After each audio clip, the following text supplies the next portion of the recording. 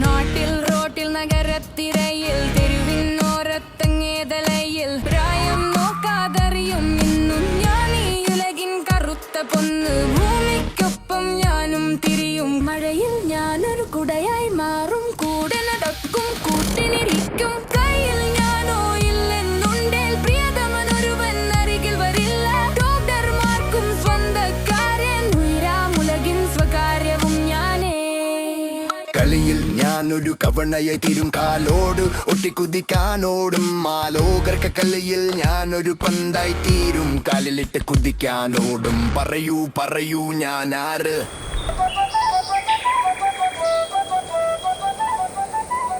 നമ്മുടെ രാജ്യത്തിന്റെ വളർച്ചയ്ക്കും കരുത്തിനും ഇന്ധനമാകുന്ന ഒരു നിത്യജീവിത നായകന്റെ കഥയാണ് ഇത്. കേരളത്തിന്റെ മണ്ണ് വിളയിച്ച കറുത്ത പൊന്ന്, നമ്മുടെ സ്വന്തം റബ്ബർ. ശരിക്കും കേരളത്തിൽ റബ്ബറിന് പറ്റിയ കാലാവസ്ഥയും മണ്ണും അനുയോജ്യമാണ്. അതുകൊണ്ടാണ് കേരളത്തിൽ ഏറ്റവും കൂടുതൽ റബ്ബർ കൃഷി ഉണ്ടാകാൻ കാരണം. റബ്ബർ ഇല്ലാത്ത ഒരു വീട് തന്നെ കേരളത്തിലില്ല. ശരാശരി ഒരു 10 കിലോ റബ്ബറിന്റെ ഉൽപ്പന്നങ്ങളെങ്കിലും ഒരു വീട്ടിലുണ്ടായിരിക്കും. ടയറ്, ട്യൂബ്, അതേപോലെ തന്നെ ബലൂണുകൾ, കളിപ്പാട്ടങ്ങൾ, കൈയുറകൾ, പാദരക്ഷകൾ, പോലീസുകാർ ഉപയോഗിക്കുന്ന ബുള്ളറ്റിൻ വരെ റബ്ബർ ഉൽപ്പന്നങ്ങളാണ്. റബ്ബർ ഇല്ലെങ്കിൽ വാഹനങ്ങൾ ഓടില്ല, വാഹനങ്ങൾ ഓടിയില്ലെങ്കിൽ നിത്യോപ സാധനങ്ങൾ നമുക്ക് വീടുകളിൽ എത്തില്ല. രോഗിയെ ആശുപത്രി കൊണ്ടുപോകണമെങ്കിൽ തന്നെ റബ്ബർ ടയർ വേണം, കാറുകൾ, വണ്ടികൾ വേണം. അതായത് ഏതാണ്ട് ഒരു 4 തലമുറയായിട്ട് ഇപ്പോൾ ഞങ്ങൾ റബ്ബർ കർഷകരാണ്. 1800ഓളം മരങ്ങൾ ദിവസവും ടാപ്പ് ചെയ്യുന്നുണ്ട്. രാവിലെ 5:30-6 മണി സമയത്താണ് റബ്ബർ ടാപ്പിങ് തുടങ്ങുന്നത്. ഏതാണ്ട് ഒരു 5 ഏക്കറോളം റബ്ബർ തോട്ടം ഇവിടെ തന്നെയുണ്ട്. അതിൽ ഓരോ മരത്തിൻ്റെയും പാല് കളക്ട് ചെയ്യുന്നത് മഴക്കാലം ആയതുകൊണ്ടാണ് റെയിൻ ഗാർഡിങ് ഉള്ളത്. വേനൽക്കാലത്താണ് ഈ റെയിൻ ഗാർഡിങ്ങിൻ്റെ ആവശ്യമില്ല. ഇങ്ങനെ ഒരു വെട്ട് പട്ടയുണ്ട്. ഈ പട്ടയിൽ ഇപ്പോൾ നിങ്ങൾ കാണുന്ന ഈ ലാറ്റക്സ് ഉറഞ്ഞിരിക്കും. അത് ആദ്യം എടുത്ത് മാറ്റും. ടാപ്പ് ചെയ്തതിന് ശേഷം ആ പാല് ഇവിടെ ഒരു തകിടുണ്ട്, ഇരുമ്പ് തകിട്, അതിലൂടെ വന്നിട്ട് ഈ പ്ലാസ്റ്റിക് ചിരട്ടയാണ് ഇതിൽ കളക്ട് ചെയ്യും. ലാറ്റക്സ് കളക്ട് ചെയ്തതിന് ശേഷം അതൊരു ബക്കറ്റിനകത്തേക്ക് ഒഴിക്കുന്നു. പിന്നീട് ഡ്രമ്മിലേക്ക് പകർത്തുന്നു.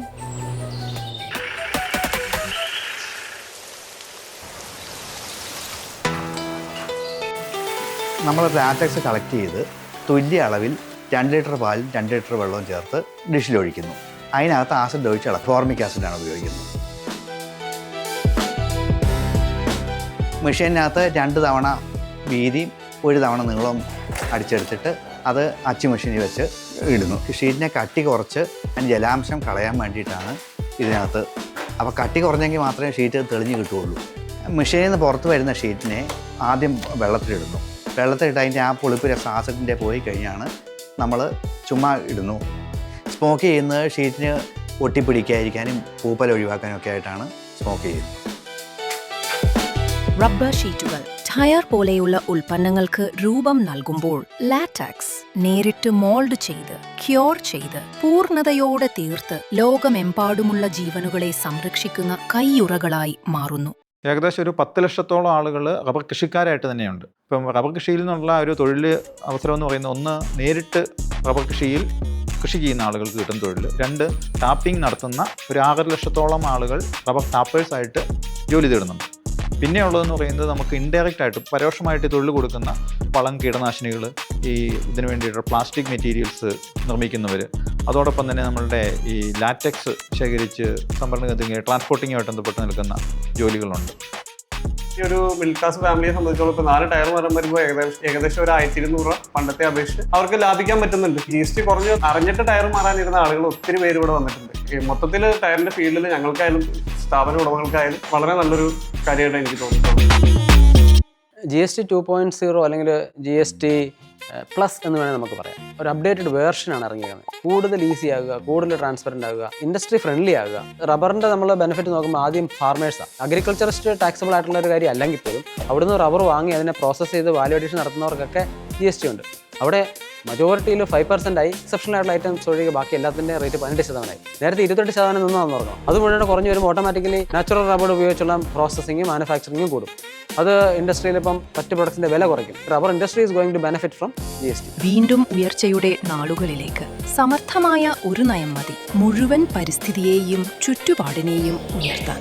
അതിന്റെ തെളിവാണ് കേരളത്തിന്റെ സ്വന്തം റബ്ബർ. റബ്ബർ റബ്ബർ നമ്മുടെ റബ്ബർ റബ്ബർ ജീവൻ വച്ചു കഥയുമാറി കാറ്റു നിറച്ചു പവറായി റബ്ബർ ഉദിയൊതുക്കി ഡാക്സിനെ ദൂരെ എല്ലാ പേരും ഏറ്റുപാടി റബ്ബർ റബ്ബർ നമ്മുടെ റബ്ബർ